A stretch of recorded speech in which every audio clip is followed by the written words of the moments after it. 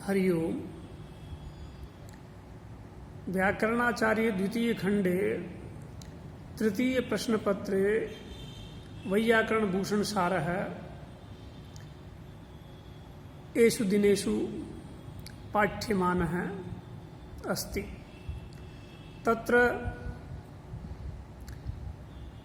फलव्यापारयोरिति कारिकानुसारम् आश्रये तु तिङ्गस्मृताः इत्युक्तेः तिङ्गर्थः आश्रयः इत्युक्ते कर्ता कर्म च भवति, अथवा कर्तरि कर्मणि च तिङां शक्तिः इति वैयाकरणानां सिद्धान्तः। तत्र लयकर्मणि च भावे च आकर्मकेभ्यः इति पाणिनिसूत्रमेव प्रमाणम्। यतो हि कर्तरि कर्मणि च लकाराः अनेन सूत्रेण विधीयन्ते, लकाराणां च स्थाने तिङादेशाः भवन्ति, अतः तिङः अपि कर्तृकर्मवाचकाः एव इति सिद्ध्यति। अत्र मीमांसकानां नैयायिकानां च काचन विप्रतिपत्तिः अस्ति तिङर्थविषये। नैयायिकाः तिङां शक्तिः कृतौ मन्वते, अथ च मीमांसकाः भावनायां तिङां शक्तिः इति स्वीकुर्वन्ति। अतः तेषां मतानुसारं कर्ता कर्मणि कर्ता कर्म च तिङर्थभूतौ इति नास्ति। वैयाकरणानां मते तु कर्ता कर्म च तिङर्थः अथवा तिङर्थभूतौ, तथापि तेषाम् इयं मान्यता नास्ति। अतः ते आक्षेपं कुर्वन्ति। यस्तने दिवसे एवम् उक्तम् आसीत्, दर्शनान्तरीयरीत्या व्यापारस्य धातुलभ्यत्वाभावात् तत्र लकारः स्यात् इत्युक्तम् आसीत्। अर्थात मीमांसकों के मत में व्यापार धातु का अर्थ नहीं है, इसलिए वो अन्य लभ्य नहीं, वह अनन्य लभ्य है। इसलिए धातु का अर्थ, तिङ का अर्थ व्यापार माना जा सकता है, भावना मानी जा सकती है, भावना में उसकी शक्ति है, ऐसा उन्होंने कहा। तब वैयाकरणों ने कहा कि नहीं, ऐसा आप नहीं मान सकते। ऐसा यदि मानते हैं तो आपको एक दिक्कत आएगी। दिक्कत ये आएगी कि फिर तो कर्तरिकृत सूत्र से जो कृत प्रत्यय होते हैं वो भी कर्ता अर्थ में न होकर के भावना अर्थ में आपको मानने पड़ेंगे। तो पाचक आदि शब्दों का अर्थ भी आप कर्ता नहीं मान पाओगे, पाक कर्ता नहीं मान पाओगे, बल्कि पाक भावना मानना पड़ेगा। ऐसी समस्या उनके सामने वैयाकरणों ने रखी। इसलिए वैयाकरणों ने कहा कि जो अर्थ लय कर्मणि च भावे च आकर्म के सूत्र में आप करते हो, वो का वो अर्थ ही मूल सूत्र जो आपका कर्तरीकृत है, वहां पर भी कर्तरी पद का मानना पड़ेगा। वहां आप कर्तरी ये जो प्रत्यय हैं, कृत प्रत्यय हैं, उनको कर्ता अर्थ में आप स्वीकार करते हैं, तो फिर लय कर्मणि च सूत्र में कर्तृत्व अर्थात कृति अर्थात व्यापार अर्थ या भावना अर्थ में ये लकार नहीं करोगे। ये अर्थ आपका तिङ का नहीं माना जा सकता। ये चर्चा कल चली थी। क्यों कि दोनों ही जगह पर लय कर्मणि च भावे च आकर्म के सूत्र और कर्तरीकृत, इन दोनों ही सूत्रों में कर्तरी शब्द का एक जैसा अर्थ करना पड़ेगा। यदि आप कर्तरीकृत में तो कर्तरी का अर्थ करते हो कर्ता, और लय कर्मणि च सूत्र में वही कर्तरी पद जो आया हुआ है उसका अर्थ करते हो कर्तृत्व, तो ये ठीक नहीं है। योगक्षेम का वहन आप नहीं कर रहे हो। ये बात कही। अब आगे इसी बात को, अर्थात तिङ का अर्थ कर्ता कर्म ही है, तिङ का अर्थ व्यापार नहीं है या भावना नहीं है, इस बात का उपक्रम आगे चल रहा है, आगे बढ़ रहा है, उसकी तरफ अपन बढ़ते हैं। अब यहां आपको कुछ मीमांसकों की मूल बातें जाननी पड़ेंगी।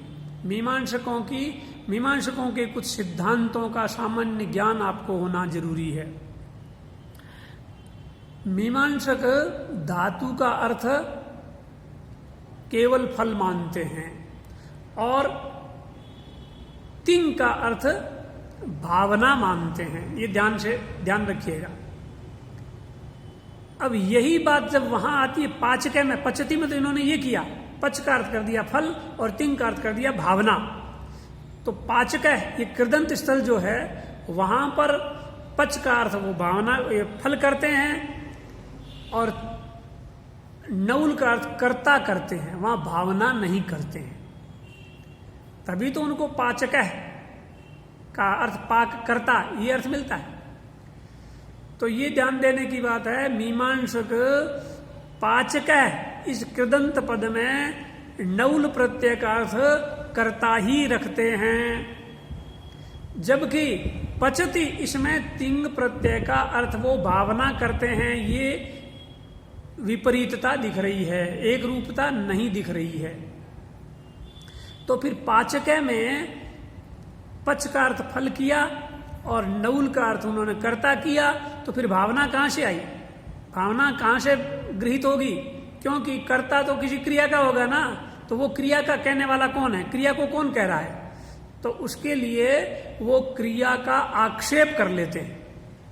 अर्थात पाचक है इस कृदंत पद में मीमांसकों के यहां तिंग का अर्थ धातु का अर्थ केवल फल है, नौल का अर्थ कर्ता है और कर्ता के द्वारा की जाने वाला जो क्रिया जो है, भावना जो है, उसका वो आक्षेप करते हैं। आक्षेप से वहां भावना आ जाती है, क्योंकि बिना क्रिया के कोई कर्ता हो ही नहीं सकता। कर्ता किसी क्रिया का ही होगा ना, तो नौल का अर्थ करता है तो वहां कोई क्रिया भी होगी, वो क्रिया आक्षेप से वो ले आते हैं।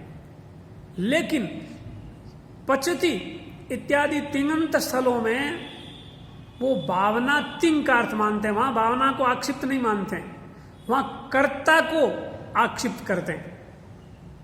ये मीमांसकों के यहां एक रूपता नहीं रह रही है। एक बात और, मीमांसक जातिवादी हैं, व्यक्तिवादी नहीं हैं। अर्थात मीमांसकों के यहां शब्द की शक्ति जाति में है।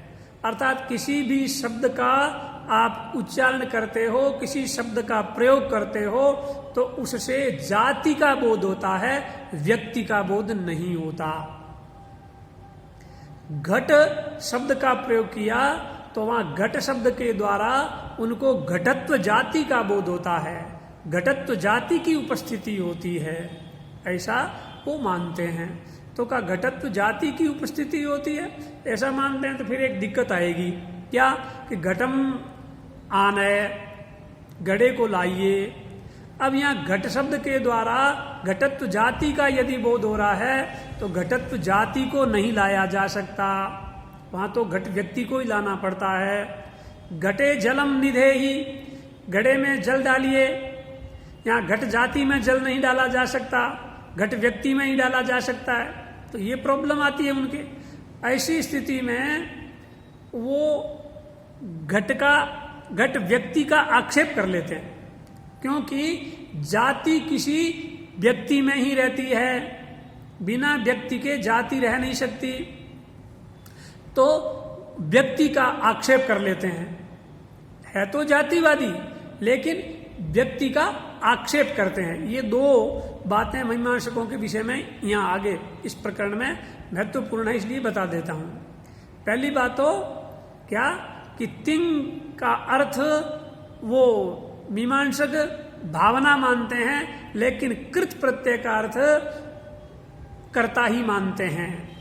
पाचक इत्यादि में कर्तरिकृत सूत्र में वहां पाचक में भावना का आक्षेप कर लेते हैं और पचति में ती का अर्थ ही भावना करते हैं, यहां आक्षेप नहीं कर रहे हैं।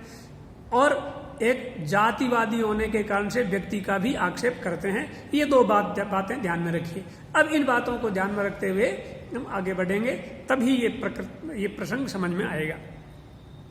तो मीमांसक तिंग का अर्थ भावना मानते हैं, वैयाकरण तिंग का अर्थ कर्ता और कर्म मानता है, तिंग को कर्ता का वाचक मानता है। कर्ता तिंग का वाच्य है ऐसा वैयाकरण मानता है। तो वैयाकरण अपनी बात को सिद्ध करने के लिए ये जो ही आगे चला तो इन्होंने कहा कि नहीं, तिंग का अर्थ हम कर्ता कर्म नहीं मानते, तिंग का अर्थ भावना है। तो उस बात को वैयाकरण ने कहा कि यदि आप भावना अर्थ मानते हैं तो फिर कृत प्रत्ययों में भी आपके ये दिक्कत आ जाएगी, वो फिर कर्ता और कर्म के वाचक नहीं होंगे, वहां पर भी भावना अर्थ ही मानना पड़ेगा, क्योंकि दोनों जगह समान ही बात है। उस बात से आगे बढ़ते हुए कहते हैं अपिच मीमांसकानाम कृतामिव आख्यातानामपि कर्तृवाचित्वम् अस्तु भावनाया एवाक्षेपेण कृतादिवत् प्रतीति संभवे वाच्यत्वम् मास्तु। अर्थात मीमांसक जैसे कृत प्रत्ययों में या कृत प्रत्ययों को कर्ता का वाचक मानते हैं, वैसे ही आख्यात मन तिंग प्रत्ययों को भी कर्ता का वाचक माने। अर्थात कृत प्रत्ययों के विषय में जैसे उनका कर्तृवाचित्व है, वैसे ही आख्यात के विषय में भी तिंग प्रत्ययों का भी कर्तृवाचित्व मानिए। और वहां जैसे तिंग प्रत्ययों में कृत प्रत्ययों में भावना आक्षेप से आ जाती है, वैसे ही यहाँ तिंग के विषय में भी पचति आदि में भी भावना का आक्षेप कर लीजिए।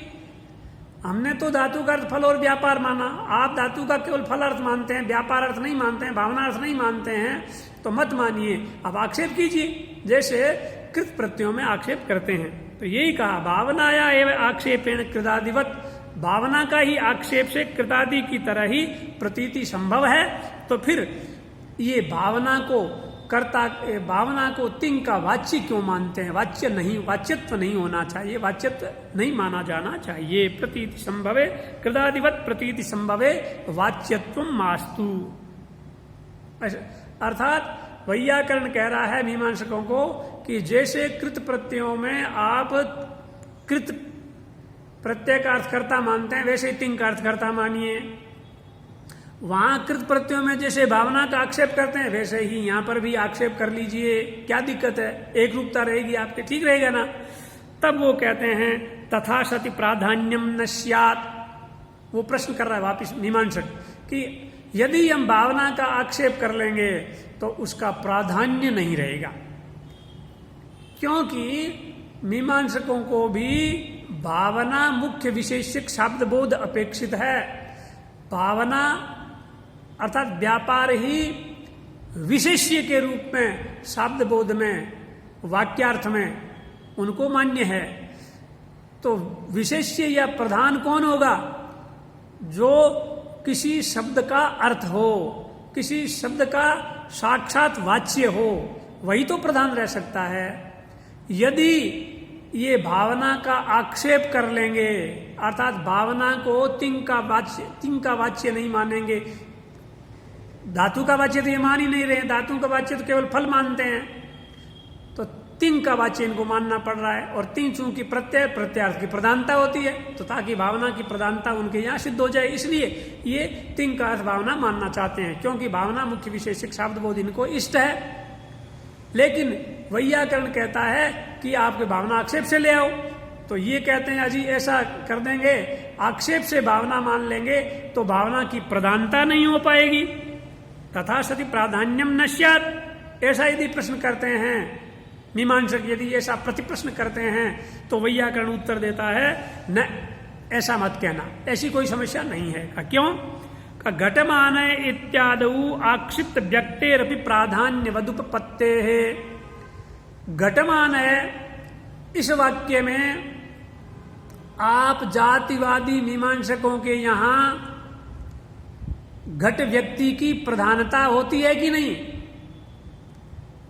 घट व्यक्ति को लाते हैं आप, यद्यपि घट शब्द की शक्ति घटत्व में है अर्थात घट जाति में है, लेकिन लाते किसको हैं? व्यक्ति को लाते हैं। तो इसलिए व्यक्ति को ला रहे हैं, इसका मतलब व्यक्ति प्रधान हो रहा है। तो यही बात कह रहे हैं कि आपके भावना की प्रधानता की बात, समस्या जो कह रहे हैं भावना प्रधान नहीं हो पाएगी आक्षिप्त होने के कारण से, वो बात कोई दिक्कत नहीं है, क्योंकि आपके यहाँ तो आक्षिप्त को प्रधान बनाया ही जाता है। जैसे घटमान है, इस वाक्य में आक्षिप्त व्यक्ति, घट व्यक्ति की प्रधानता देखी जाती है, वैसे हो जाएगी। फिर कहा कि इसलिए वैयाकरण ने कहा, इसलिए तिंग का अर्थ आपको कर्ता ही मानना चाहिए, भावना नहीं मानना चाहिए। भावना आक्षेप से आ जाएगी और आक्षिप्त की आपके यहाँ प्रधानता होती है, कोई दिक्कत नहीं है। अब मीमांसक फिर भी अपनी बात पर अड़ा हुआ है कि तिंग का अर्थ तो कर्ता नहीं है, तिंग का अर्थ भावना है। उस बात के लिए वो एक दूसरा तर्क दे रहा है जो चलेगा नहीं। वो कह रहा है पचति इत्यादि पाकम करोति इति भावनाया विवरण दर्शनात् वाच्यत्वम, अर्थात पचति इस क्रियापद का विवरण जब करते हैं, अर्थ बताते हैं, तो करते हैं पाकम करोति। पठति का मतलब पाठम करोति, तो पाकम करोति ये विवरण दिख रहा है। पच धातु का अर्थ हो गया, पचति में पच धातु का अर्थ फल और ती का अर्थ भावना, तो पच का अर्थ हो गया पाकम और ती का अर्थ कर दिया करोति। तो पाकम करोति ये जो विवरण दिख रहा है, उस विवरण से ये स्पष्ट हो रहा है कि तिंग का अर्थ भावना है। ऐसा पुनः ये मीमांसक ने कोई बात रखी। क्या कहा? पचति इत्यादौ पाकम करोति इति भावनायाः विवरण दर्शनात् वाच्यत्वम अस्तु, वाच्यत्व होवे, ऐसा प्रश्न किया। तो वैयाकरण कहता है न, ऐसा भी नहीं कह सकते। विवरण दर्शन से आप इसको भावना को तिंग का वाच्य माने, ये बात ठीक नहीं है। का कैसे? का पाकानुकूल व्यापारवत कर्तुरपि विवरण विषयत्वा विशेषात्, का पाकम करोति ये विवरण आपको दिखता है और उस विवरण से आपको लगता है कि तिंग का अर्थ भावना है, तो ये विवरण तो कर्ता के विषय में भी हो सकता है इसी प्रकार का। पाकानुकूल व्यापारवत कर्तु, अर्थात पचति यहां पर पाकानुकूल व्यापारवान कर्ता भी विवरण का विषय हो सकता है, अर्थात ती का अर्थ कर्ता मानिए। ये विवरण से आपको लगता है कि तिंग का अर्थ भावना है, तो हम कहते हैं ऐसा विवरण हमें भी दिख रहा है कि उससे तिंग का अर्थ कर्ता सिद्ध होता है। कर्ता के विषय में भी ऐसा विवरण संभव है। इसलिए आप केवल विवरण दर्शन के आधार पर ये नहीं कह सकते वही मीमांसक जी कि तिंग का अर्थ भावना है। तिंग का अर्थ भावना नहीं है। पाणिनि के सूत्रानुसार तिंग का अर्थ कर्ता या कर्म ही है। अब मीमांसक कहता है कि नहीं जी, ये कर्ता का विवरण जो आपको दिखता है पचति में, पाकानुकूल व्यापारवान कर्ता, ऐसा जो विवरण दिखता है, ये विवरण तो तात्पर्य विवरण है, शाब्दिक विवरण नहीं है। शब्द से उत्पन्न होने वाला, सहज रूप में होने वाला वाच्य रूप विवरण नहीं है, बल्कि ये तात्पर्य विवरण है। कर्ता का विवरण जो आप दिखा रहे हो वैयाकरण, वो ये तात्पर्य विवरण है, वास्तविक विवरण नहीं है। तो कहा कैसे कैसे कैसे कह रहे हो? तो कहा पाकम करोति इति अशब्दार्थ कर्मत्व विवरणवत। जैसे पाकम करोति, यहां पाकम में अम विभक्ति देख रहे हो, ये अम, इस अम को कहने वाला, यह अम जिस अर्थ को कह रहा है, उस अर्थ को कहने के लिए पचति इस पद में कौन पद है, कौन सा शब्द है, कौन सा शब्दांश है? पचति में तो अम नहीं है, फिर भी विवरण कर रहे हो पाकम। तो जैसे ये पाकम ये विवरण हुआ, ये अशब्दार्थ विवरण हुआ, अर्थात किसी शब्द का अर्थ विवरण नहीं है, किसी शब्द से उत्पन्न होने वाले, शब्द से लभ्य होने वाले अर्थ का विवरण नहीं है। इसी प्रकार इतरेतर योग द्वंद्वे समुच्चयांश विवरण बद्वा। इतरेतर योग करते हो धवश्च खदिरश्च धव खदिरऊ। अब विवरण में आप देख रहे हो चकार, समुच्चयांश को कहने के लिए चय लिखा है, लेकिन धव खदिरऊ इस समस्त पद में ऐसा चय या समुच्चय अर्थ को कहने वाला कोई शब्द नहीं है, फिर भी ये अर्थ मिलता है। तो ये अर्थ जो है वो तात्पर्य विवरण हुआ। इस प्रकार का अर्थ जो है वो तात्पर्यार्थ हुआ। अतः ये पाकानुकूल व्यापारवान कर्ता, ऐसा जो वैयाकरणों को पचति इस पद से विवरण मिलता है वो तात्पर्य विवरण है, ऐसा मीमांसकों ने आक्षेप किया। तो उसके लिए वैयाकरण कहता है हाँ, तो ये तात्पर्य विवरण है, और वो तात्पर्य विवरण जो है न तदर्थ निर्णायकम इति वाच्यम, ऐसा वो तात्पर्यार्थ विवरण जो है वो उस अर्थ का निर्णायक नहीं हो सकता। अर्थात तिंग का अर्थ क्या है, कर्ता या भावना, इसका विवरण निर्णय नहीं करवा सकता। इसलिए वैयाकरण जो ये कहते हो कि तिंग का अर्थ इस विवरण से भी कर्ता ज्ञात होता है, ये बात स्पष्ट नहीं हो रही है, ये निर्णय नहीं किया जा सकता। इसलिए तिंग का अर्थ भावना ही मानना चाहिए। ये भावना ही विवरण से अर्थ प्रतीत होता है। कर्ता का अर्थ जो आप प्रतीत होने की बात कर रहे हो विवरण से, वो तात्पर्यार्थ है, ऐसा कहा मीमांसक ने। तो उसका उत्तर वैयाकरण दे रहा है कि न, ऐसा आप नहीं कह सकते। भावनायाम अपि तुल्यत्वात्, तो कहा ये आप कर्ता के विवरण को पाकम करोति, इस विवरण को भावना ज्ञापक विवरण मानते हो या भावना तिंग का अर्थ है इस पक्ष में सिद्ध करते हो, और पाकानुकूल व्यापारवान कर्ता ये कर्तृपरक अर्थ को तात्पर्य विवरण मानते हो, तो ये ठीक नहीं है। ये तो भावना में भी हम ये कह सकते हैं, अर्थात जो भावना आपको अर्थ ज्ञात हो रहा है इस विवरण के द्वारा, वो भी तात्पर्यार्थ विवरण है, हम ये कह सकते हैं। और वो तात्पर्यार्थ विवरण जो है वो अर्थ निर्णायक नहीं हो सकता। तिंग का अर्थ भावना है, इस बात का ज्ञापक नहीं हो सकता। इसलिए समान ही जो आप आक्षेप लगा रहे हैं वो आक्षेप हम भी लगा सकते हैं। इसलिए अच्छा ये है कि तिंग का अर्थ लय कर्मणि च सूत्र के अनुसार आपको कर्ता कर्म ही मानना चाहिए, और भावना अर्थ नहीं है। भावना को आप आक्षेप से मान लीजिए, हम तो भावना को फल धातु का अर्थ मानते हैं, आपको मानना है तो तिंग अर्थ को मानिए, अन्यथा